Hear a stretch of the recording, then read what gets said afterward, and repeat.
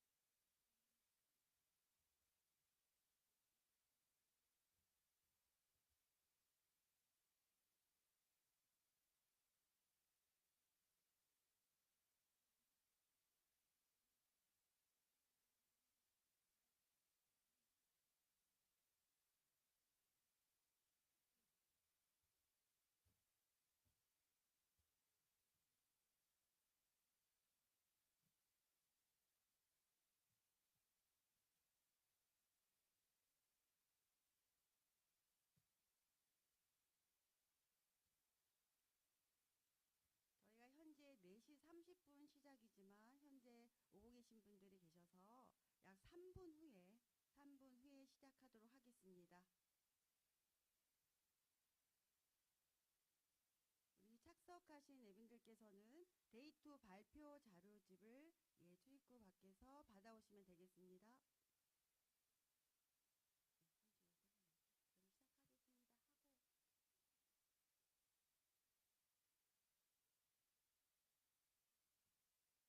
그럼 시작하겠습니다.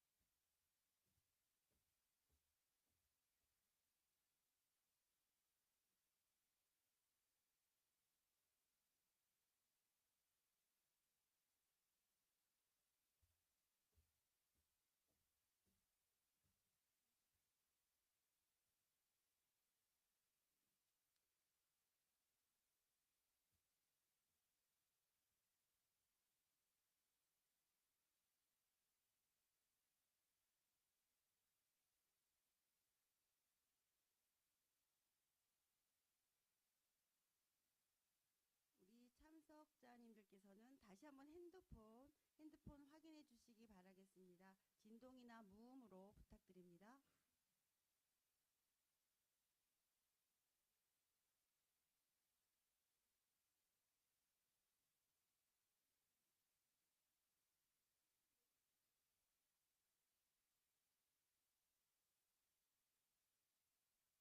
식순에 있었던 것처럼 두 분의 발제 후에 우리가 토론을 시작하도록 하겠습니다.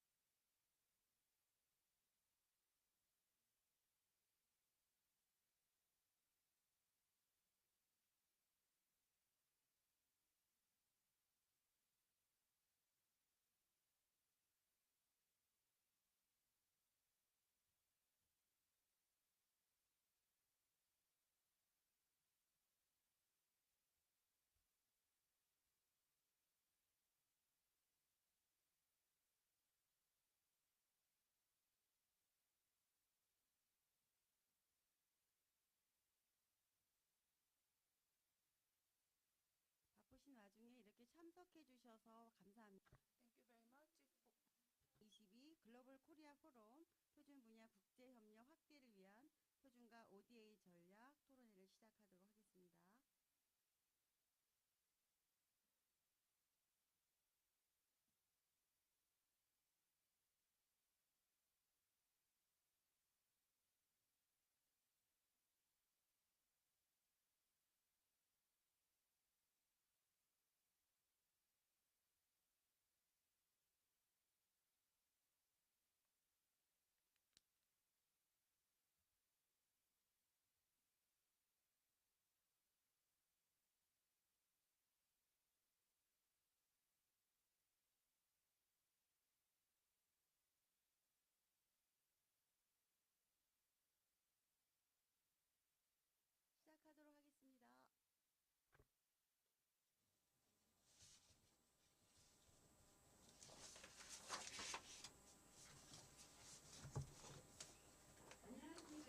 Good afternoon. I am Professor Yoon Se-ra of Jungwang University. Now we are having the last session of the Global Korea Forum 2022. We are here to talk about the standards and ODA strategies for expanding international cooperation in the standards field. Thank you all very much for attending this session.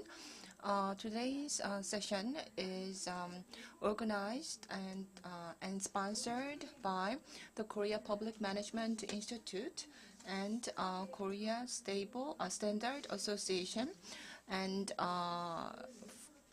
nowadays, Korea needs to take a fresh look at its role as a standard setter. So we particularly talk about the ODA program in the context of standard setting. So with these in mind, we'd like to take this opportunity to talk about how to better strategize for our ODA programs to set the standards. We are going to listen to two presentations followed by a panel discussion. So first, let me invite Mr. Jung Sung-uk, the Center Director of the Korea Standard Association. He's going to talk about the ODA cooperation in Korea's standard field, in the field of Korean standards. Please welcome Mr. Jung to the podium.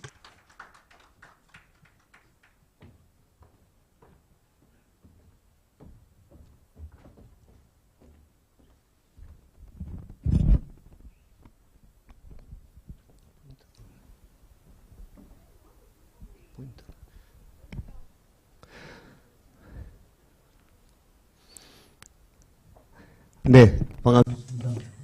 Good afternoon. Very nice to meet you all. As introduced, I am the director from Korea Standard Association, Sung-uk Jung. In KSA, we carry out ODA business in areas of standard, and we have been carrying out this program for the last 12 years, and that's the title of my talk today. KSA carries out cooperation work in the area of standard. And ISO, IC are the areas of key cooperation in our organization, and we're also responsible for developing experts in this area. The agenda for today is the following. For those of you who do not know about standard very much, I want to begin by talking about what standard is and also talk about why international cooperation is important. Also, when you look at the international cooperation in standard, we have a program called International Standard Cooperation Program, ISCP. So I'm going to briefly talk about that and then end with the role that we need to play as a leader in international standard. First, let me go over the concept of standard. And before we do that, just to briefly introduce our organization, we celebrate 60-year of anniversary in founding our organization. We have about 390 employees, and then we provide different work in international standard area.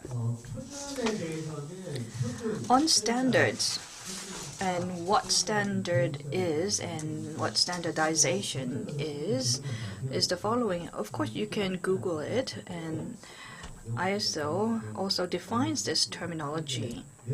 However, when you look into it, it could be rather complex. When I explain standards to public, this is how I approach the terminology. Standard is a promise, it's an agreement, and standardization is the process of making and complying with the promise that we have agreed on. So I think that's an easy way to put it. The role of standard is on a general level, it increases quality. And when you look at, according to KSA, for fluorescent light, it has to be on for 8,000 hours. And for consumers, it's difficult to know whether or not this light can withstand 8,000 hours of operation. And that certification is given by the Korea Certificate KC mark. And when the mark is there, consumers can trust the quality of the product. Although it took 12 years for the transportation card to proliferate, now it is usable and it's interoperable in Seoul and Busan. And that's something that we're working on too. And then when it comes to safety standard, it's very dangerous for our children, right? And coming up with safety standard, including international standard, to define standard for Korean market is what we do, and that's the role of standard. And also, pictograms are some of the role of standard. However, from a traditional role of standard, with the wave of industrial revolution and with increasing social responsibility and in link with ESG, the role of standard is ever expanding. And why is it important? Let me then first talk about market dominance of standard. The beta approach of Sony and Tktle's VHS method is something you probably have heard of. VHS actually dominated the market and came out as a winner after this competition. And I don't know whether you heard about Blu-ray and HD DVD. This existed in the early 20s, year 2000. And Blu-ray became the international standard and won over HD DVD. And 2 Korean companies were in the Blu-ray group. And these 2 Korean companies thought that they're going to enjoy market dominance. What Blu-ray and HD DVD is in the past, when you want to store one movie, you needed 2 CD discs. But Blu-ray or HD DVD can cover more memories. So Paramount or other movie distributors prefer this technology. But these 2 Korean companies, were they successful?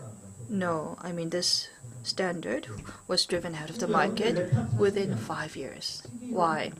I mean, when you buy your laptop today, you don't have a CD-ROM anymore, right? There's no CD-ROM anymore, no matter how much it can store. I mean, people can now stream from online and use IPTV. And even a thumb drive is over 10 terabytes of memory. So standard needs to be in line with the technological development and the requirement of the time. Without that, it will be irrelevant to the market. With the fourth industrial revolution, the importance of standard is growing. In the past, we not only have standard for protocol and interoperability, but there's also standard for data types, how we share, and there's a standard for interface. And the importance of leading in standardization is all the more important.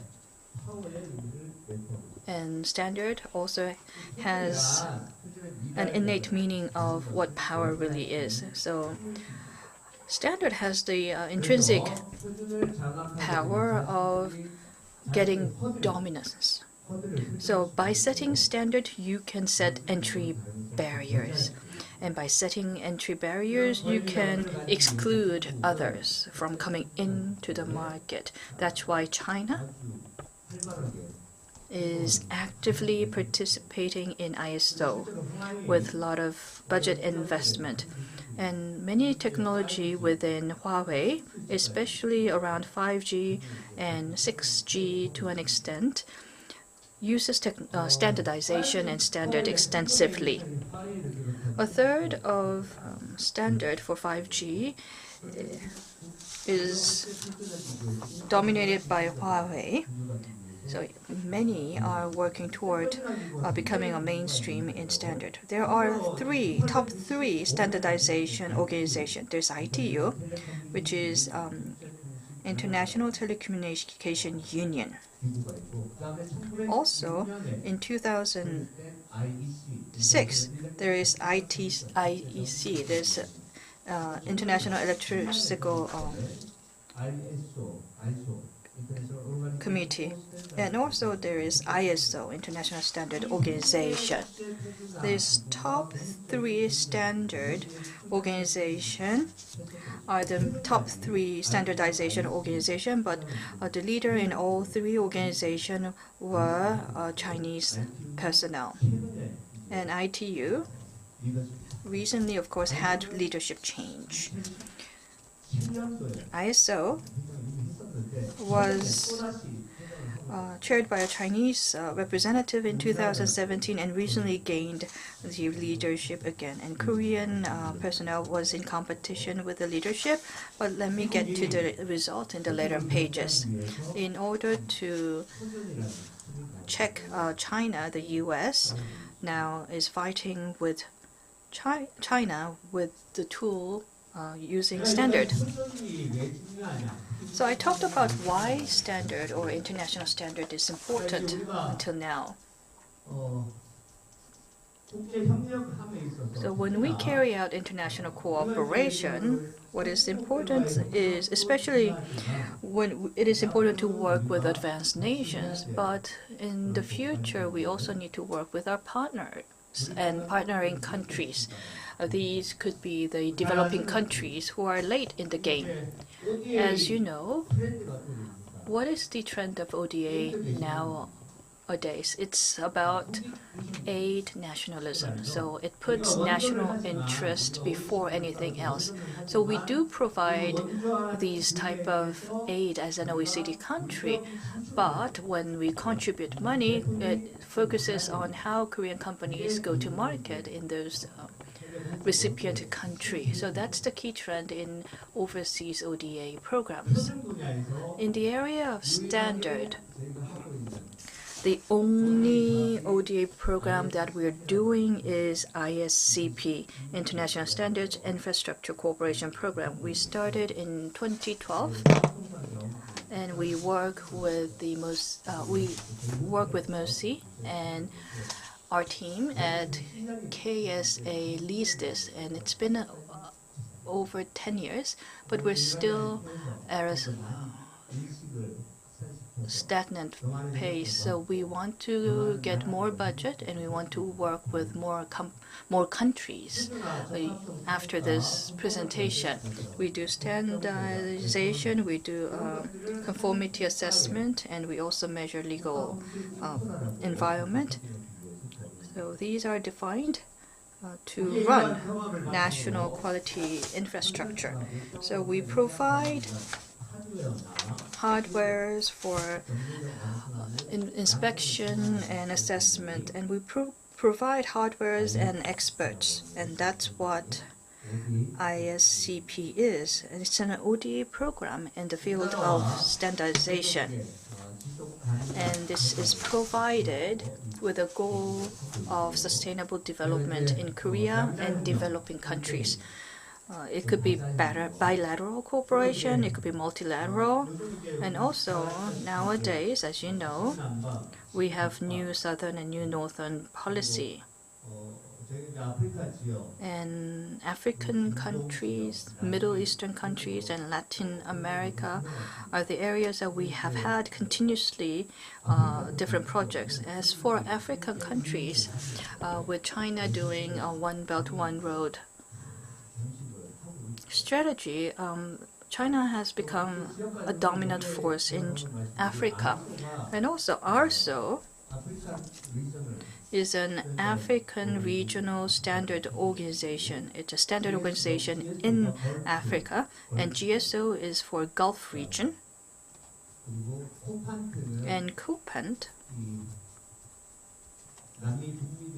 is for North America and Latin America, and APRC is Asia Pacific Regional Office, and PASC is a Pacific Area Standardization Organization. So through these organizations, we are providing ISCP program, and we're looking for new partners as well. When we work with developing countries, we always talk about the miracles of Han River. These countries want to replicate the miracles of Han River. So we provide talent development, institutional support, and government-led promotional policy are some of the areas that we provide expertise in. So with this objective in mind, we have national standardization system. It can increase quality of the product, and I mentioned this when I talked about the role of standard. And it could also increase social and economic effectiveness and efficiency, and it builds foundation for industrial development and reduce TBT to promote global trade. TBT is technical barrier to trade. So it's a barrier for actually carrying out trade. So it's actually a trade barrier for countries. So what is a barrier here? Is it visible? No, it's intangible. In 1995, WTO signed TBT agreement. Before 1995, we had GATT agreement, General Agreement on Tariff and Trade. So GATT was available before 1995, but afterward, we created the TBT agreement. But there is no definition of that barrier or standard for that barrier. So at WTO, how high is the barrier? And that barrier is determined by international standard. If you have higher requirement than international standard, then it's a violation to a TBT agreement. That's why international standardization became all the more important and were highlighted by different countries. So by introducing our international standard, we made ways to respond to technology standard. And that's the key objective of ISCP, so that we can preemptively respond to technological regulation. So there are many different trends that we can observe, and please refer to the slide for things that we want to achieve through ISCP. But I would also like to talk about why cooperation with ASEAN is important. And during the week of cooperation, this is being emphasized. So everyone who is joining us, we are creating many funds based on taxpayers' money. And our companies, Korean companies, need to use that funding to go into the different markets. So I want to introduce to you different cooperation that we are doing. So please refer to the slide for the details. So ISCP process starts from the Korean Agency for Technology and Standards. And this is the national standards body. It's a government organization. And we, KSA, is a supporting organization for Korean Agency for Technology and Standards. So we work with ISO, IEC, and also we work with regional standard organization for cooperation. I mentioned that we started in 2012, so we now celebrate 10 years. So we are building our cooperation and developing it further. And many participants are required, and we need to work extensively. And we, of course, require support from different stakeholders. I'm sure you have heard about the National Selection Index. So there is some selection criteria. There is DHC under OECD. And based on year 2015, out of 167 countries, we work with 108 countries who have a diplomatic relationship with us. And we have 4 different categories for different countries, and this is the weighting that we use for evaluating different countries. So we identified 16 countries for priority cooperation. So Tier 1, the key target for us, and then it moves then downward to Tier 2. And Tier 3 and Tier 4 are somewhat deprioritized when it comes to ODA cooperation. So today, we will work with Tier 1 and Tier 2 countries.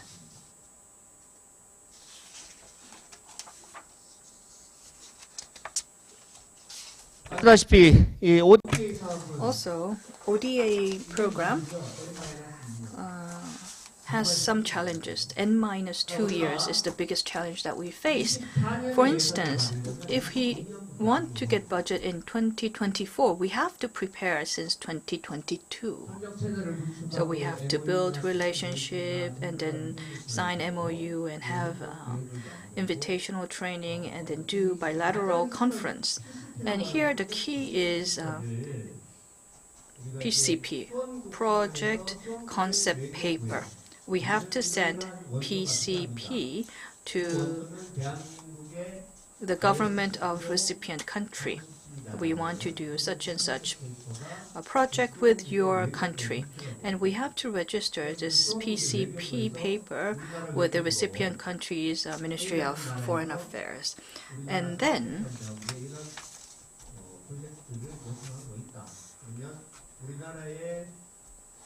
we also then have to get the request from the recipient country and submit that to Korea's MOC so that we can carry out the feasibility study. So basically, it takes a minimum of 2 years to prepare and start this kind of ODA program. When we work with developing countries, what they ask for is mostly on the hardware side. For instance, requesting test equipment or computers and laptops. That's the biggest request that we get. But hardware provisioning is actually is the preliminary way of cooperation. Rather than giving the fish itself, letting them know how to catch fish is most important. So providing software infrastructure is the key. That is, developing people will be the most critical. That is why we look at level of cooperation, objective, and industry. And when we work in the area of ODA, mostly they're interested in industry and construction. So that's where we develop our curriculum on. And for recipient countries, we also check whether there will be acceptance or whether it will be well received in the recipient country. And only when we evaluate that, we'll be able to send that information. And since 2012, these are some of the footprint that we've had in the last 10 years for ISCP. Mostly it's concentrated in ASEAN region. That's where we focus on. That's why I briefly mentioned that ASEAN is very important. And CIS area is very important, which is Central Asia. But then, however, we're lagging behind China, and then there is Latin America and African region as well. These are the people who participated in the program that we supported. But these are just numbers. But for us, we of course say that this is the achievement, but it does take time for this to become realized. And we created a new diagnostic framework, and it's called National Standards Capability Analysis Framework. And using this framework, we diagnose the level of standardization, visibility, and their national metrics. So using this framework, we can identify where we can focus on. And we use these 3 pillars to make the assessment. So these kinds of self-diagnosis is carried out by doing self-diagnosis and having expert visitation and analyzing the findings. Until today, NSCAP was applied in the following countries, as you can see on the slides. And we also organized different cooperation forum and seminar. And we also develop materials to nurture domestic experts in the areas of standardization. We do conformity assessment, we do visibility assessment, and when you look at NSCAP's 3 pillars, this is what it covers. Different materials can be downloaded by anyone. It's open to public. But looking at this alone, it's not enough to apply this. We have different consultants who can provide you supports. And that's how we increase their learnings. Then, how can we do better? And we can do better because of the following reasons. I don't know whether you looked at these articles, but in September 22nd, in Abu Dhabi, we heard about a great news. For the first time, Korea joined ISO in 1963. And for the first time since Korea joining ISO, the leadership was now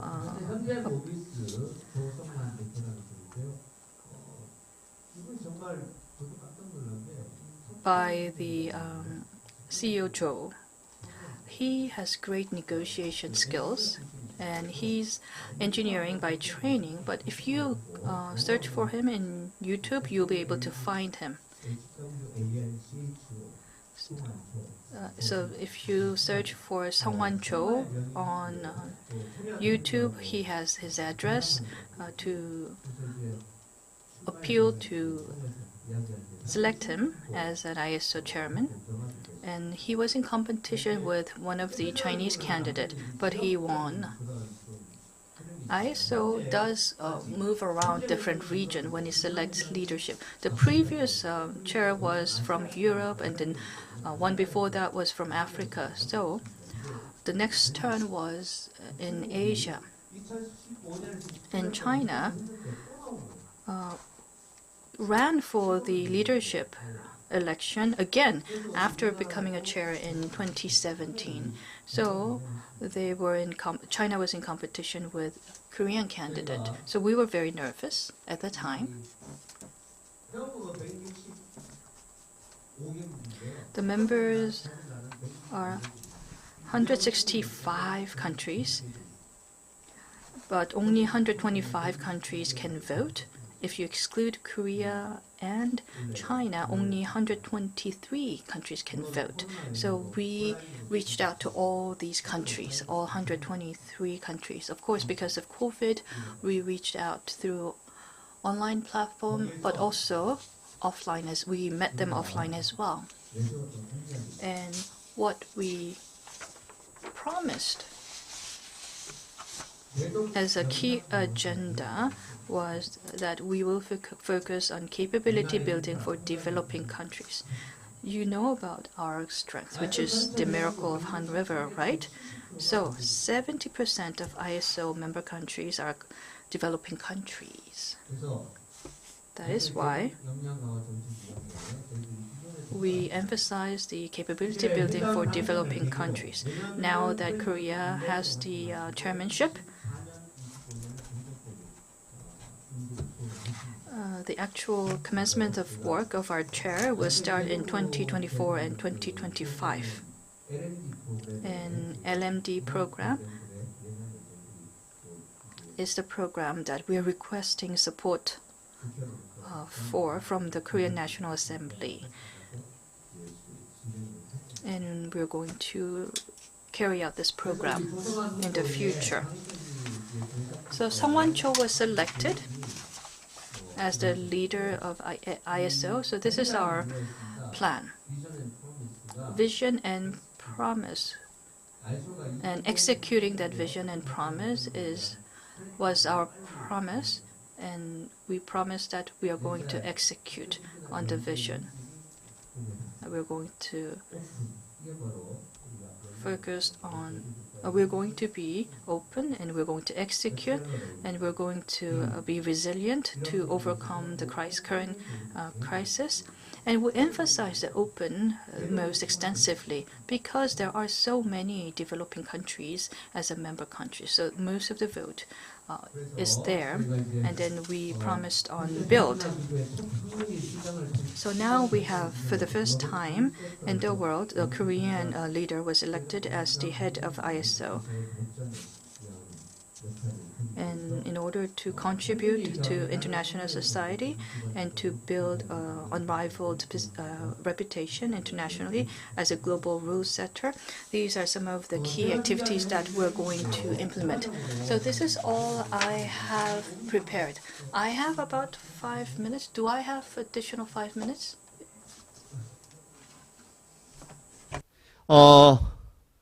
제가 왜 이 자리를 And the reason I am up here is because starting in 2019, 지금 우리가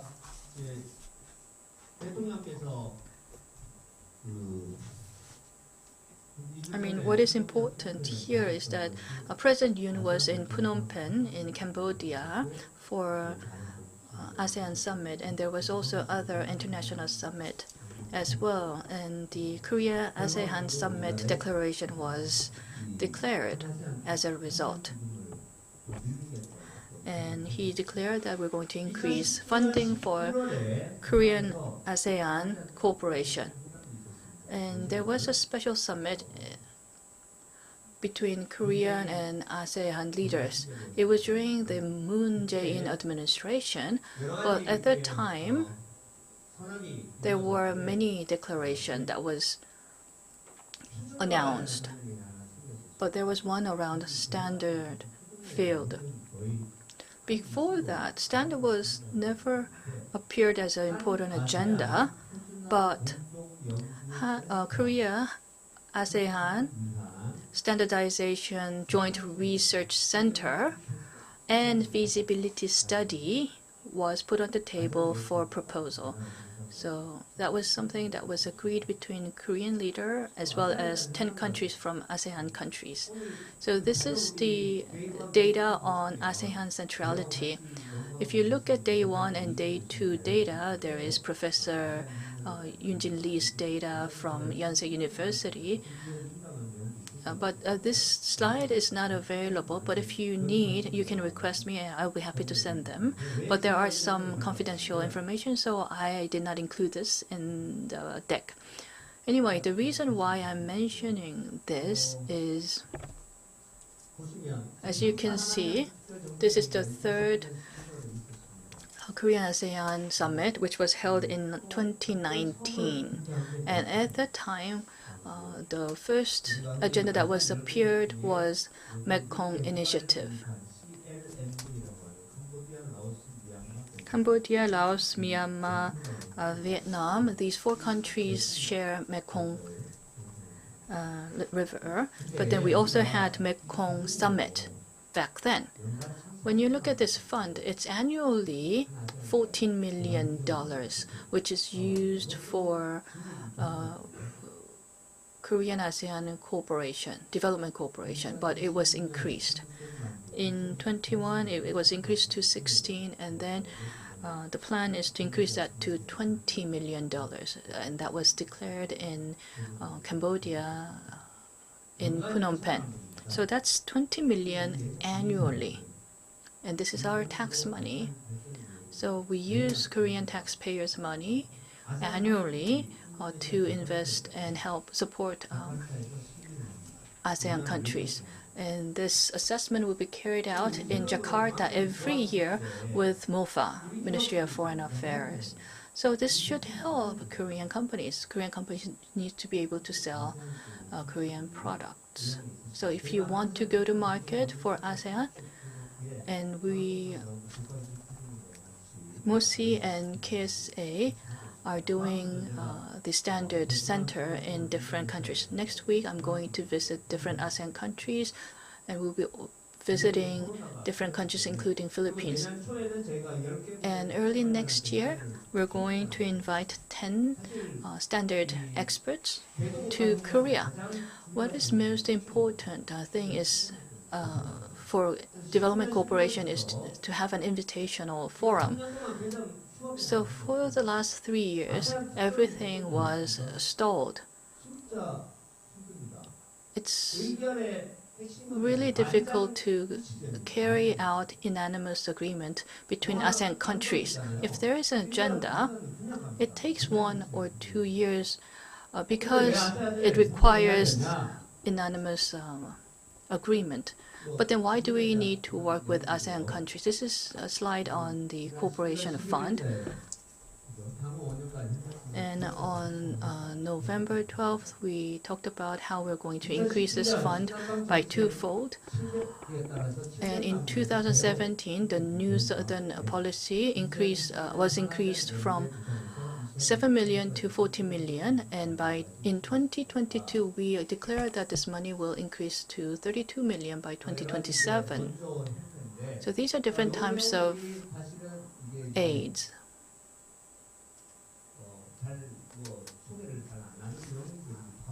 Often this is not introduced, but there are consultants who help with this kind of initiatives. And if you'd like to know more, we'll be happy to tell you more. And this is the Korea-ASEAN Cooperation Fund framework. If you look at this, this is the URL. This is ASEANROKfund.com. So these are the programs. It could be public health, education, culture and tourism. So these are some of the areas that we can cooperate. And this is something that MOFA is working with working with ASEAN Secretariat. So you also need to understand the current status. There's no deadline. If you have a well-planned paper, you can just submit it. That's also good. Of course, not all papers get accepted, but you can still submit. These are existing projects that are being pursued at the moment. So why do we need to work with ASEAN? When you look at the population of ASEAN, 70% of ASEAN population is below 40 years old. Do you know the average age for ASEAN? It's 20-something. So when it comes to fourth industrial revolution, ASEAN countries have enormous potential. So I don't have much time, but we're going to Jakarta next week, but we're also going to do Korean-ASEAN cooperation.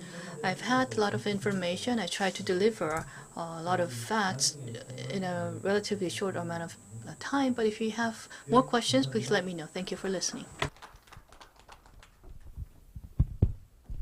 네, 첫 번째 Thank you very much. So the first speaker gave us a great presentation, including some additional information. Why don't you give him another round of applause as a token of appreciation? Thank you. So regarding standardization, Mr. Chung is always so passionate. He talked about 3 main points. He talked about the importance of cooperation in the area of standard, and Korea's current international cooperation, and Korea's leadership in setting standards. And he said standard is what? He said standard is a promise. So that was a great start of today's session, and he really explained about the importance of Korea's international cooperative efforts, and including the great news of Mr.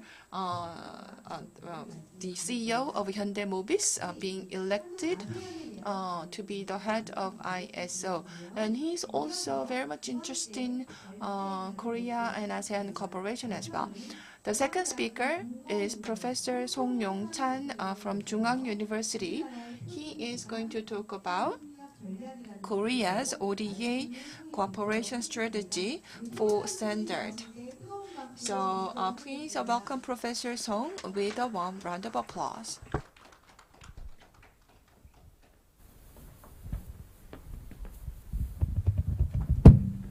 안녕하세요. Good afternoon.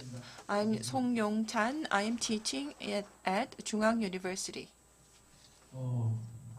제가 국제협력 I did a major in international cooperation, so I actually gave some of my time to Center Director Jung, and I prepared my presentation, but still I'm not sure if I can talk for as long as a half an hour, so I was happy to give some of my given time to Center Director Jung. So I want to talk about Korea's international cooperation strategy in the area of standard, but with a more international perspective. So KSA, Korea Standard Association, is leading many cooperation efforts, and including ODA programs in Korea. But is this working well? So that was my question.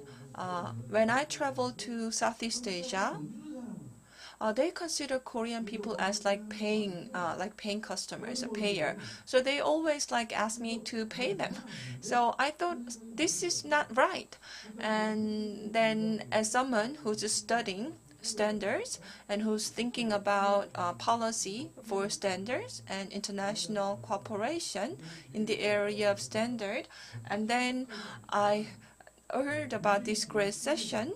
So even though I'm not quite an expert on ODA or international cooperation, I was happy to come here to talk. So please bear in mind that I'm not an expert in the field of international cooperation, and my idea, my concepts are still a work in progress. So if there's another opportunity in the future, maybe next year, my presentation will be hopefully more mature.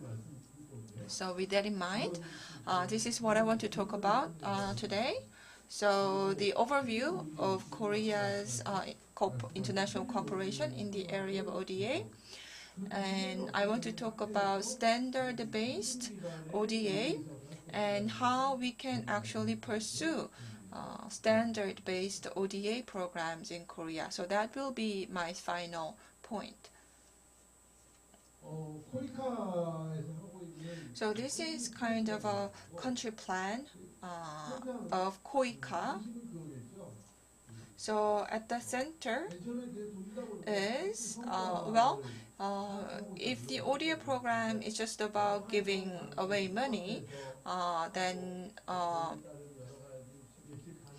we want to know about the outcome and the impact, and also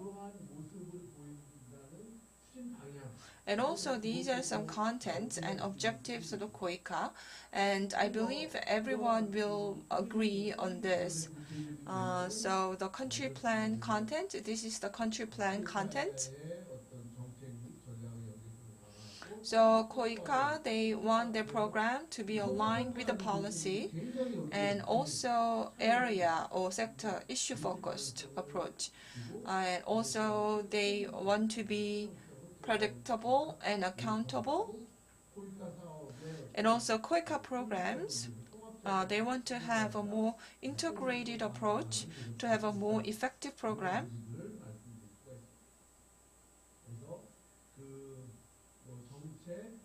And also the strategy, so strategy and policy are what constitutes the program. 주별, 지역 등 세 가지 유형의 탄력적 그 ODA 사업을 So we want to focus on region. We want to take a regional approach, and we have important areas for cooperation. So earlier, there was a quick mention of a Belt and Road Initiative by China. Before the COVID-19 took place, I used to visit China twice a year, and typically because of a meeting on standard setting. But whenever I went to meeting, the meeting would have like a big banner saying Belt and Road Initiative. So I felt like I was attending Belt and Road Initiative. But anyhow, as Mr. Chung earlier mentioned, so there is now a bigger competition among donor countries because of aid nationalism. So aid nationalism is about actually pursuing aid program as a way to serve the national interest. So many countries kind of follow this philosophy. So many developing countries, they're making their efforts to develop their national economy, and they also utilize ODA programs. So we tend to think that if we provide ODA programs, then it will help to develop the national economy. So the donors, they kind of compete to help the recipient countries because they think this can also serve their national economy. For example, donor countries, they now set aside a certain percentage of their GDP as an ODA program. And typically the percentage is increasing among donor countries. But they don't actually know specifically where the budget is going, the budget will be spent on. So once again, this is kind of a quick picture of an intensifying competition among the donor countries. Belt and Road Initiative is quite controversial nowadays. It's caused a few problems. For example, negative impact as well are also coming to the surface. So if the program that was done under the ODA program doesn't lead to economic benefit, then people consider that it was a negative. So as a donor country, we don't want to lose out on this competition. And also, we are faced with a limitation to the economic development. So we want to kind of use ODA program as a breakthrough opportunity. So we are making a lot of efforts, and we are setting aside a substantial monetary amount for ODA programs. And ODA programs are typically a lot of ODA programs are dedicated to infrastructure building, national development, economic development.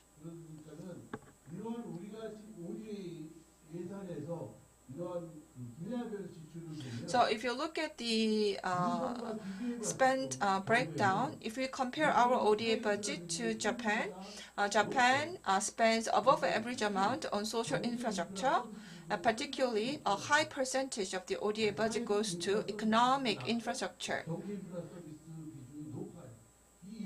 So what does this mean? If you look at Korea's ODA programs, most of the ODA programs by the Korean government is spent on building hardware in the recipient country, such as building a hospital, building a school. So this is like a one-off construction project.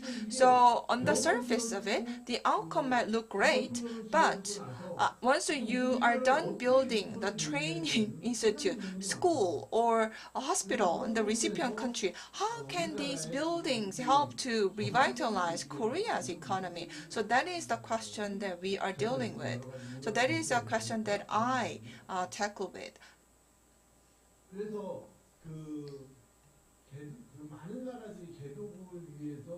So many countries are now trying to make inroads into the developing countries through their ODA programs. And what do they need to do? Nowadays, we are now faced with global value chain issues.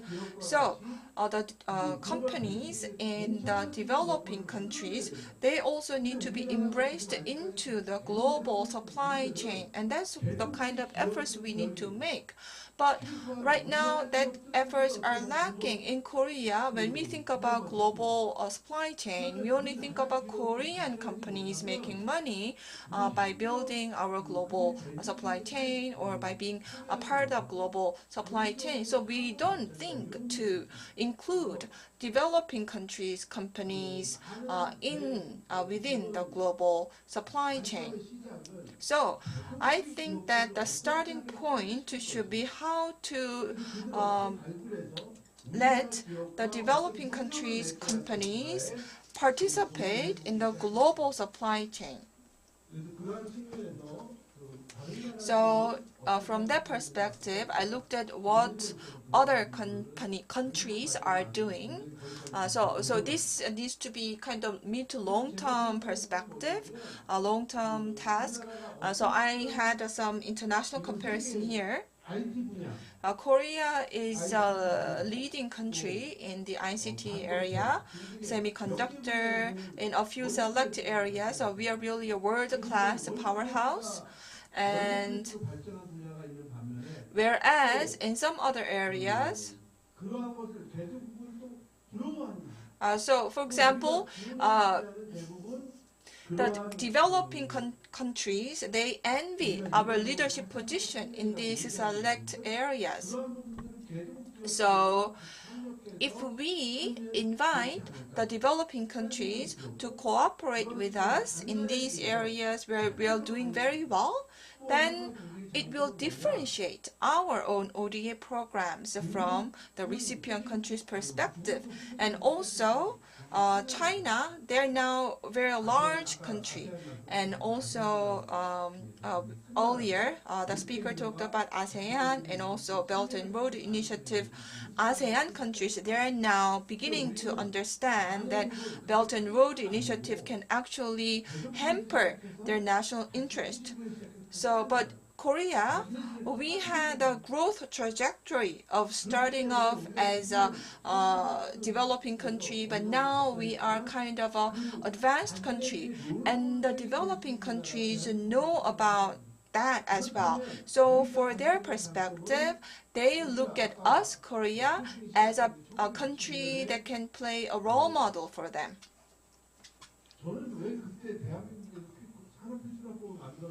I don't understand why Korea enacted the industry standard law like decades ago, like in 1961. In 1961, the Korea Standard Association was created, and the Industry Standard Act was made in 61. That really shows how visionary the policymakers back then was about the importance of standard. So again, that really shows that there is a lot of room for Korea to cooperate with ASEAN countries. 내년에 과제는 넘기. So again, this is more for mid to long-term perspective. So but again, if you look at the actual cooperation between Korea and small and medium companies' cooperation with other small and medium-sized companies in the developing countries, there's not much cooperation going on. So the important point is actually quite overlapping with what the previous speaker mentioned. So it's very meaningful that we help developing countries in terms of the conformity assessment or other areas under the ISCP, but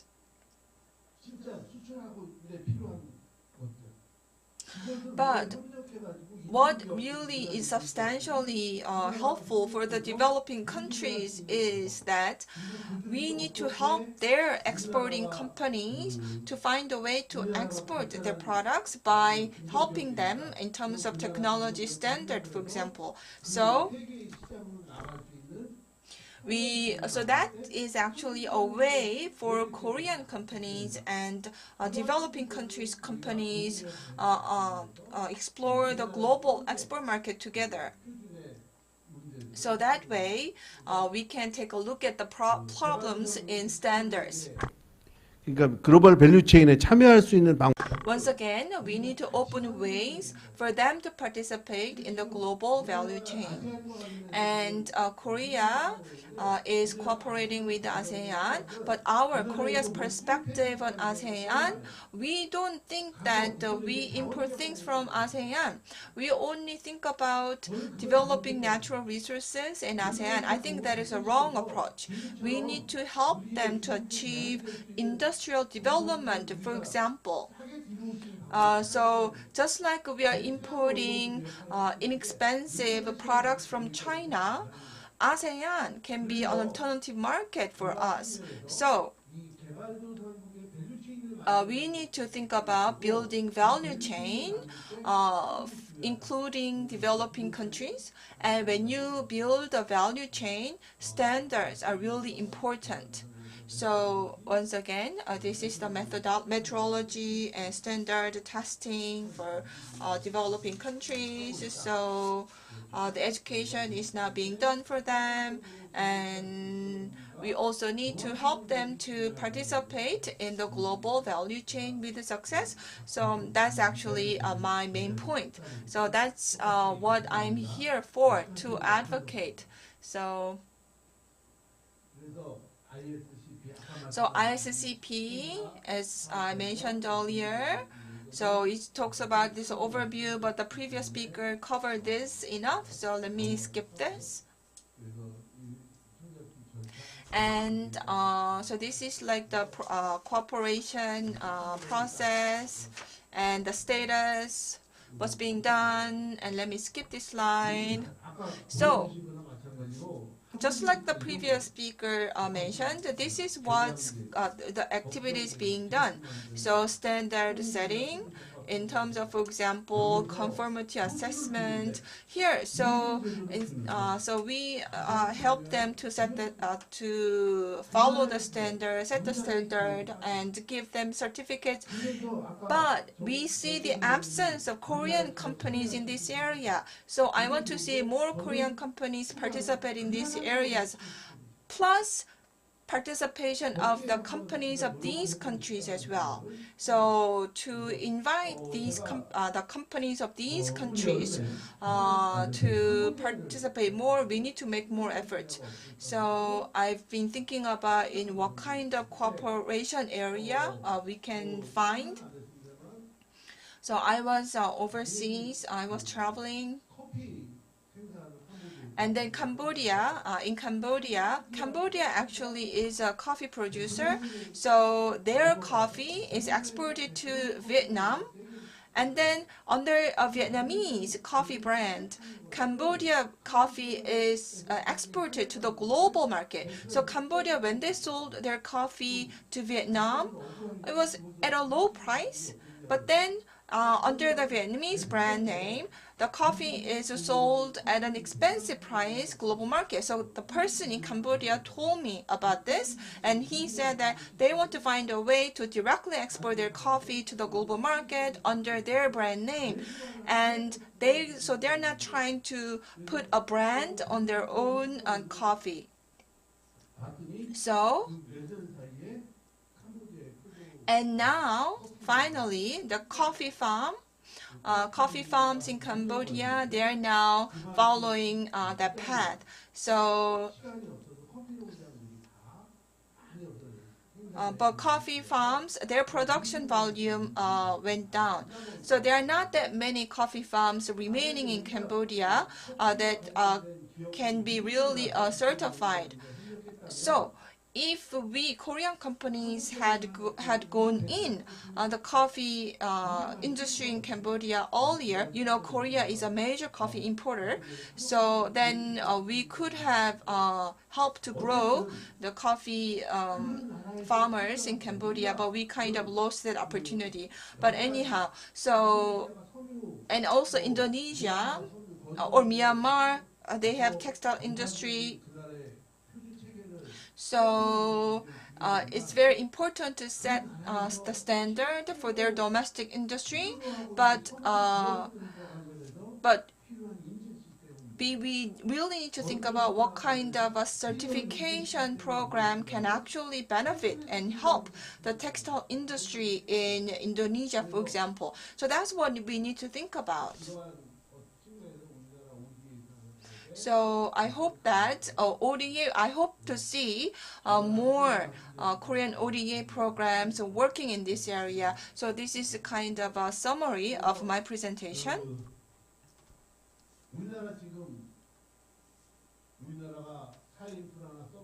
In terms of social infrastructure and the service, economic infrastructure, Korea is doing well. We built a lot of schools and hospitals and education institutes in recipient countries, which is great. But it just ends up being a symbolic symbols of Korea's help to these countries, and it just. But we need to really help. We need to have an OECD. We need to have ODA programs that can bring these recipient countries into the global supply chain. We can really take the leadership position in this area among OECD member countries. And also consulting business and education business as well.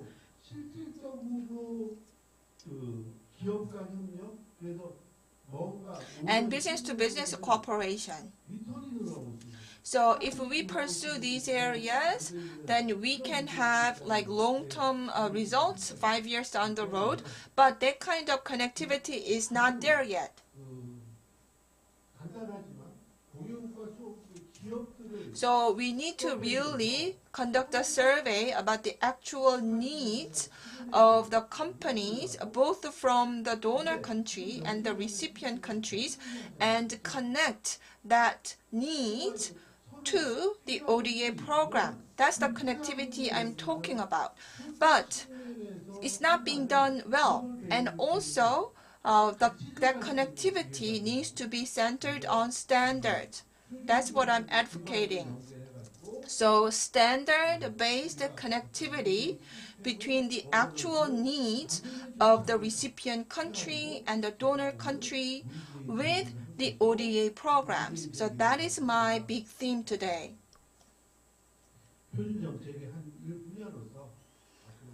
But once again, this is a big topic for me to continue to research and study about, and that's also my personal promise to you. So thank you very much. 네, 우리나라의 표준 기반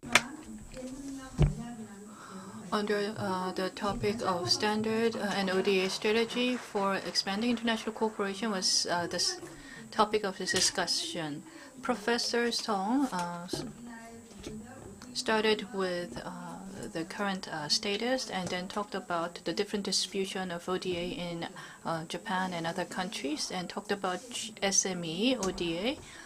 And also the current status on standard ODA was mentioned during his presentation. So following the two presentations, we are going to go into panel discussion. I would like to invite our chair and panelists, and when they're seated, I'm going to introduce our panel discussant and our chair, and then hand over the microphone. Please join us. And then please be seated.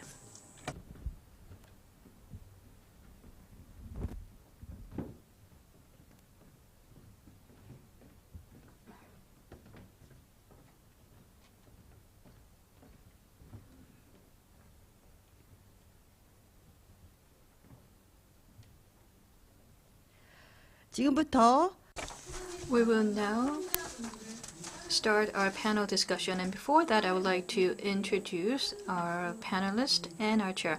Please give a big hand when I call out names. We have Professor Yongjun Jang from Kyunghee University. We are also joined by our presenter, Professor Yong Chan-song of Jung'ang University. And also our first presenter, Director Song Chung from KSA.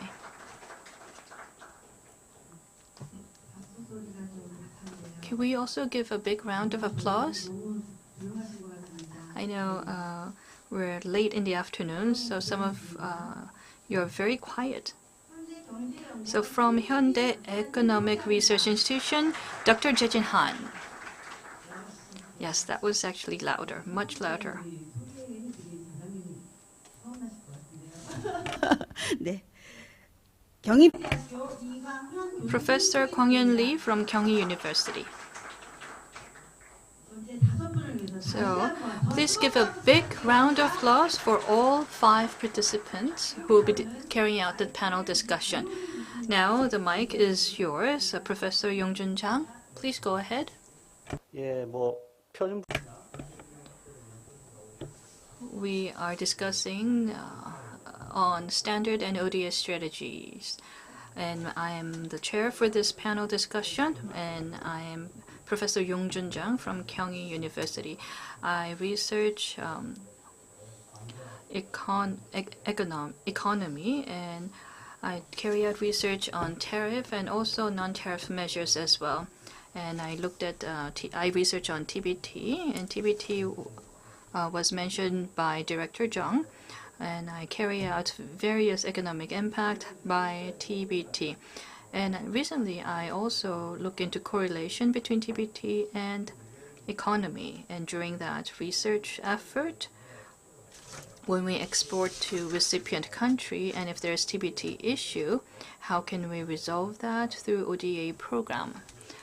And we've carried out research on how we can solve that and came up with evidence, quantitative evidence on using ODA to solve TBT issue. But when it comes to standard status, I did not know about the current status and where we are today, but I was able to learn about where we are and how we can improve going forward. So it was a rather productive session for me. With that, in addition to 2 presenters, we have Dr. Han from Hyundai Economic Research Institution, and we have Professor Kwang-yeon Lee from Kyunghee University. So we have 30 minutes, but it's relatively short period of time. So I want to give 5 minutes to each of the panel discussant. So after this 5-minute discussion, we will try to accommodate comments and questions from the floor. And then we'll give the microphone back to Director Jang and Professor Song, and you will have 5 minutes to respond to the questions and comments. With that, let's begin. Mic is yours. Dr. Han, you have 5 minutes for discussion. Thank you. Good afternoon. I research mostly on economy in China. Regarding ODA, I've actually carried out some studies starting last year. And for New Southern and New Northern policy was area of my research. So most of my research area overlap with what was already presented. So we look at key cooperation areas and countries and what industries to target. So I was requested to analyze these different industries, so we've carried out those studies. So it was carried out in a most granular area level, and the result was very interesting. So let me go into that as well. And I really enjoyed these 2 presentations because I learned a lot. We need to enhance our ODA cooperation, and incorporating technology and standard is important. ODA, when you look at ODA objective, it seeks to contribute to the development of recipient countries. But as a donor country, because we are manufacturing industry based, we want to grow through export. So that's the basic and fundamental objective. In the past, we were recipient countries. So we were recipient for the very long time. And it's not been long since we transitioned to a donor country. I think it was early 1990s. And starting in 2010, we became the major donor country when we joined OECD DAC. And since our GDP per capita increased and economy grew, and we were requested by OECD to join DAC. And in IECD, the program actually started in 2011. So the collaboration for ODA does not go back very long. So we're at an early stage. So what we have to be cautious about is which country to go in and which industry to study. Vietnam and Indonesia are already well known, and we are somewhat competitive. And we're also producing competitive products there. But when it comes to New Southern and New Northern policy, and there's also African countries, but how do we expand our presence there?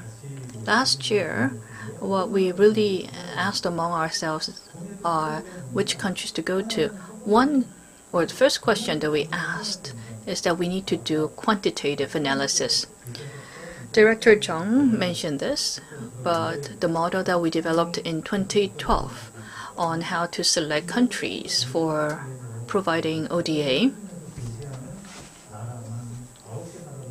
and we selected 9 countries, and then we distinguished them into 12 different industry categories. And it mismatches with the ODA code from OECD DAC.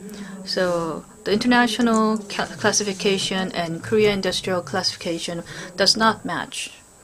And it was very challenging. So we ended up with 28 industry, but there was a mismatch. So to my regret, it's not all that accurate, but we came up with 11 areas. And the result can be summed up into 2 pages. So on the y-axis, there's 8 industries, and then on the x-axis, there's different countries in New Northern and New Southern policy, and we try to map it on this graph. And we divided them into K leaders and potential leaders, so Tier 1 and Tier 2. When you look at where we have advantage on, is not the area that these recipient countries wanted. They wanted agricultural machines and equipment, and they were interested in power and energy areas. But then when you look at different growth stage of developing countries, just providing ODA for the sake of ODA is not going to work. You need to understand the development phase that these recipient countries is in. That's why, as I said in the beginning, increasing ODA's technological level is important, and I fully agree with that, because GV's involvement is not just beneficial to us, but there is this conflict between US and China, and the market is rather in turmoil, but we are advanced in some certain areas. So if we can leverage these areas in ODA, and like Professor Song mentioned, we will be able to get the ASEAN hegemony in the mid to long term. For instance, in Pakistan, regarding GVC, they have requested for us to enhance competitiveness of components and parts manufacturing. What they wanted was by 2030, they wanted to increase component and parts competitiveness. So they're not asking for all technology transfer, but they wanted self-reliance in developing parts and components, and we can present methodology. It could be an invitation training. There could be various methods such as OJT. So there are certain areas and certain approach that these recipient countries want. So you need to really understand different industries and industry dynamics within recipient countries, whether it's textile or whether it's construction. So you have to ask what is relevant to you as well as relevant to that recipient country. So it's not easy for researchers to identify that and even classify that within taxonomy. So we need to, in order to have a win-win relationship, we need to also look at quantitative and qualitative area as well. Qualitatively meaning that you have to understand different national development plan of that recipient country. When you put all that into the map and when the standard is there to align with the development trajectory, it will be beneficial when you do the kinds of certification or quality certification. So rather than just going in with ODA, you need to have that strategy in mind. So there are many things that I wanted to mention, but it was already covered by our two presenters, so I would conclude by saying this. Thank you. 네, 뭐 한찬진 박사님. 이제 Dr. Han, you mentioned about challenges for ODA program based on your personal experience, especially when you expand ODA, designating different industries and different recipient country was challenging, and GVC participation, and it is very important to understand the recipient country's dynamic, and there we need analysis and studies to further understand the situation. With that, I will hand over the microphone to Dr. Kang. 네, 반갑습니다. Hello, I am Lee Kwang-yeon from Gyeonggi University. So as the two presenters and the panelists already gave us great point, and particularly Professor Song gave us a really great comment about the direction of Korea's ODA, and I really agree with him in his identifying the problem of Korea's ODA program. I have two comments to make. First, the ODA policy in the area of standard, and second part is about the private sector. Regarding the ODA policy direction, first, in my view, usually the ODA policy direction was focused on building a social infrastructure. So, for example, because we thought that if we build infrastructure in these countries, we might kind of have pro-Korean people in this country. Well, it might be true, but if you look at the UNDP or other international framework, we often talk about trade through ODA. So we provide ODA to the country, and the recipient country will have a more self-reliance, and they can also become like trading partner. So that's what's being talked about internationally. So I'm talking about the spillover effect, but the spillover effect of Korea's ODA programs so far tend to be confined within the recipient country. So we want to change that. We want the spillover effect from our ODA activities will go beyond the border of the recipient country. So even though this is a donor and recipient relation, but ultimately we want the recipient countries to be included in the global supply chain. So I think that should be kind of the direction for Korea's ODA program. So when we look at ASEAN countries, each member country has a different level of economic development. Member country A might still be at the level of a primary industry, but another ASEAN member country is quite advanced. So we need to bear that in mind, and also we need to think about potential trade opportunities after ODA program. In the past, Indonesia, Laos, and Mongolia, we used to work with them as well. So we had ODA programs with them, and based on my experiences of these ODA programs, for example, in Laos, even though they want to export something, but for example, really basic stuff are not there. For example, basic diagnosis equipment or really basic human resources to conduct some tests and evaluation. For example, if there's a really quick test kit, then with a quick test kit, we can check if their crops are infected by an insect, for example, but they don't even have that, and that's really what is urgently needed to enable Laos to export their agriculture product. We heard about the coffee case in Cambodia. There is an island Java and they also basically produce coffee and sell their coffee at a really low price to a wholesaler. And so my priority there was to get them introduce geographic indicator to their coffee, so that their coffee can have a more value in the market. In the case of Mongolia, they produce a lot of wool, for example, cashmere. And cashmere, I also suggested that they have a brand for their cashmere, and we helped them to build their own brand.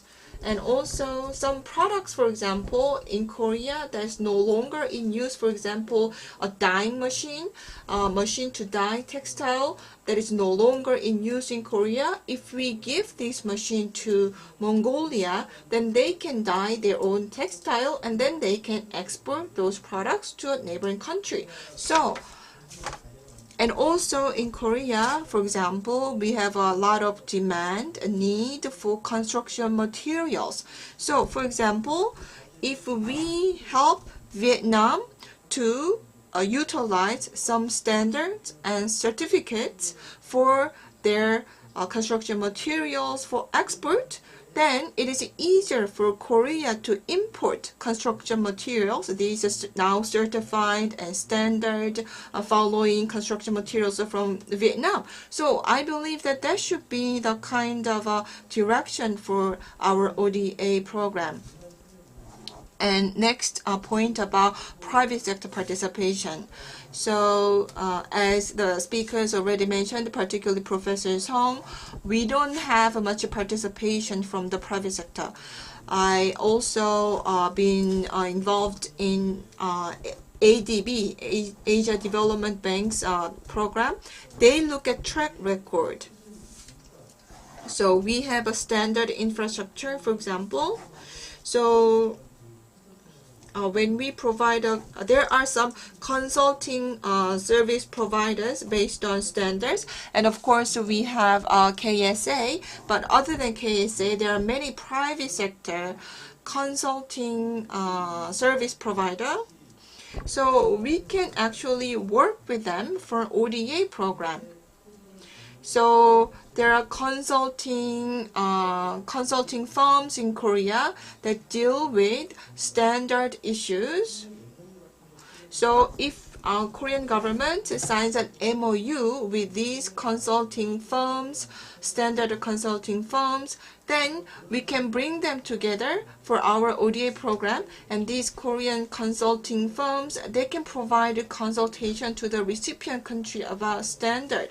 And if these Korean consulting firms have like MOU, they can also participate in the ADB program as well. So they can win contract.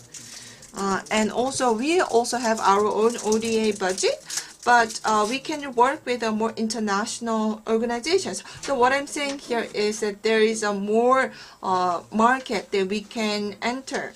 So we've been so far focusing on hardware in our ODA program, but going forward, we need to put more software aspect of it. For example, standards or building capacity of the people in the recipient country, and also inviting more private sector participation in Korea. And as Professor Song also emphasized the importance of corporate participation,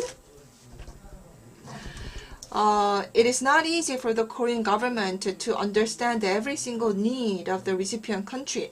But once again, there are many private sector consulting firms in Korea. So if we send them to the recipient countries, and these consulting firms, they're already working in the standard ecosystem. So they know what to look for. So if we send them to the recipient country, they will be able to get an accurate picture of the need of the recipient country, and then we can reflect that in our audio program. I have so much to say, but we don't have enough time. So once again, there is a much room for improvement for Korea's ODA policy. 이광현 박사님 Thank you. 박수가 굉장히 후합니다. So yes, thank you very much for your comment. And also, Dr. Lee has been much involved in ODA programs. So based on his experiences, he talked about the ODA program and potentially more spillover effect, and really creating win-win situation between the recipient and the donor countries. And we need to provide ODA programs that are really based on the actual needs of the recipient country. And also we need to promote more private sector participation, for example, consulting firms in the standard area. Korean government can sign an MOU with them, for example. Also, the government initiative important, but ultimately the private sector participation is more important to have a substantially beneficial ODA program. So that was really based on his experiences. And we had a really great talks again, because the presentations, Mr. Jung talked about the standard, because he represents a standard association, and Professor Song, he mostly focused his talk on ODA policy direction. So it was a really great topics that we had. So we had overall, we had a really well-balanced presentation. And also in response to these presentations, Dr. Han and Dr. Lee gave us a wonderful talk. So it's really great. 그렇게 정리가. So that's how I would sum up. And we have about 5 minutes, right? So before we move on, do you have any question from the floor? So any comment or question from the floor? It would be great if we can accommodate 1 or 2 questions. Please go ahead. 잠시만, 마이크가 있으니까 잠시만요. 예, 마이크를 하고 하는 것이 가독성이 있습니다. 네, 클라우드 Hyunchul Jung from Cloud Floor. Thank you very much for that wonderful presentation and discussion. I cover cloud AI, big data, and we're carrying out, or we have to carry out, ODA business in Mongolia. So among your presentation, you said N-2. You talk about N-2 challenge. When we carried out this program for the first time, we had to work with private companies in Mongolia and also consortium. So we wanted to go into the private sector through matching fund, and then by training talent, we're going to grow the industry. And then we wanted to invite their talent to Korea. But then all of a sudden, the government of Mongolia, when they announced cloud policy, what they said is that they want to do this through ODA. So that was the feedback that we received. So we're all SMEs. So all three companies that are participating in consortium are SMEs. So we have no experience. And the most important factor is N-2 hurdle. So we have to invest into this project for the next 2 years to make this program possible. So is there any tips or advice that you can give us? 혹시 또 다른 Is there any other comment or question? Then we will collect all the questions and then answer them all at once. 혹시 없으신가요? 네, 그러면 그 첫 번째 질문은 나중에 If not, the question could be answered and addressed by Director Jung. So please prioritize this question first when you answer and respond. So I will give you 3 minutes each to our two presenters. So based on the discussion and based on the question that we received, could you please briefly respond within 3 minutes? Then should we have Director Jung go first? You have 3 minutes. Okay. First of all, I would first answer the question from the floor. Last August, like you said, I met with or I accompanied ISO chairman to visit Mongolia. Masum, M-A-S-M-A, and chair of this organization is in his 30s. He has a lot of ideas and passion and very progressive. So we're working together with this entity, and they're very much interested in nurturing talents, especially people with master's degrees and PhDs. So we are trying to form PCP with them. We met with Mongolian companies as well. Like you said, software vendors are already in that market. Mongolia, what is amazing about Mongolia is that they're coming from the same racial root. In Mongolian, when they talked in Mongolian, I thought they were speaking Korean. It felt the same, so it's a great country to work with. So for software developers were available, and your question was on N-2 challenge, right? Well, that's the biggest hurdle. That's why private sector participation is important. So private sector participation cannot endure N-2. So the government provides seed money for that, for instance. For instance, 30 million won or 50 million won, then that's the seed money that you use to travel back and forth to Mongolia. And then you do PCP to do long-term ODA. That's why you do feasibility study. That budget will be available. And if you can link this as a standard ODA, then maybe we can work together to coordinate that. Then let's talk about this offline. Well, I know I've talked a lot, but standard is a promise, and it's about supporting smooth communication. That's what standard is. So as an ODA strategy, I think it's important to leverage standard. That's a great strategy. What kind of strategy is it? It's going to be international standard. KS, Korea standard, adopts international standard 100%. Of course, ASEAN countries can adopt international standard 100%, but 10 countries and ASEAN Secretariat has ACCSQ as an ASEAN standard advisory committee. And what they do is they come up with harmonized standard for ASEAN region.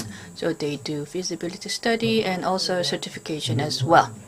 So our experience in Korea, because we brought an international standard, we will be able to communicate with ASEAN using that international standard. So I believe cooperation in standard field is a great tool. That's all from me. Thank you.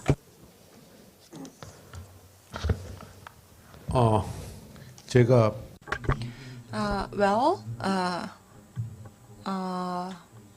Again, since I'm not an expert on ODA per se, so I want to apologize again, and I really promise to give you much better, much mature presentation next year. But once again, it also goes to show that a lot can be done by non-experts in Korea. So we talk about ASEAN, Mongolia, and many countries whose name ends with stan, and also Latin American countries as well, and North America, the US and Japan. There are not enough experts in these countries as well.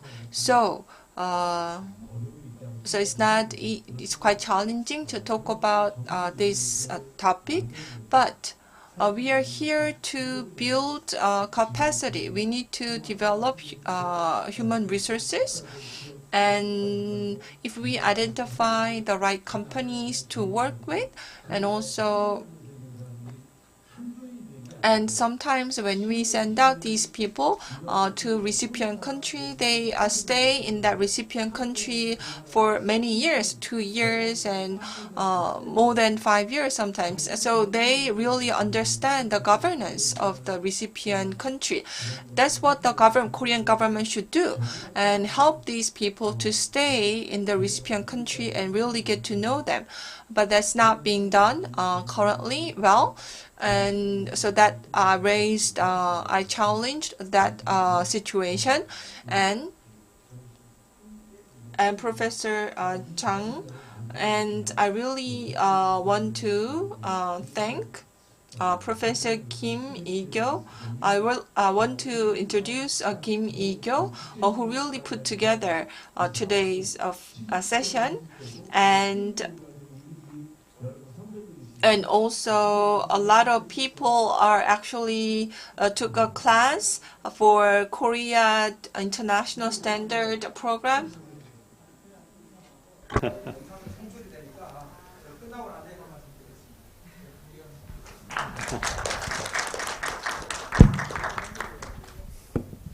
네, 뭐 다 하신 거죠? 예, 아이고. 감사합니다. Thank you. 시간 관계상 In the interest of time, we have to conclude now. It would be great if we could have more time for discussion. That would be great. But abiding by the time is also an important standard to keep.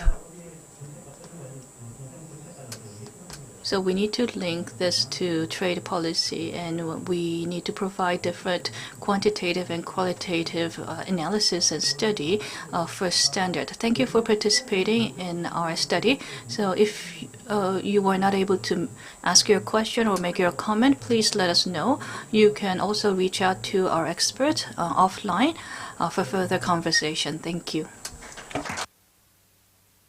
우리 뜨거운 박수 부탁드리겠습니다. 우리 자장가 토론. So the moderator and speakers and panel discussants, please go back to your seat. Thank you. So this is the end of our session, and this session has been part of Global Korea Forum 2022, and our session was actually the last session of the forum. So although we were given a limited time, we talked about how to pursue ODA programs, particularly for the international cooperation in the area of the standards. So it was very meaningful session. And Korea has been pursuing international cooperation in many areas and making a contribution in many recipient countries. And today we talked about international cooperation and standards. And we hope to have more opportunities to talk about more ideas and build that ideas into really great programs so that Korea can provide more diverse and meaningful ODA programs to the international community. I want to thank all the speakers, moderator, and panel discussants, and another big thanks to you, and also thank you very much for participating in today's session, either on-site and online as well. And also I want to thank our audience as well. So we hope to have another opportunity to talk about international cooperation and standards. And I will see you all again. So far, I've been your host. I'm Yoon Se-ra from Jungwon University. Thank you very much.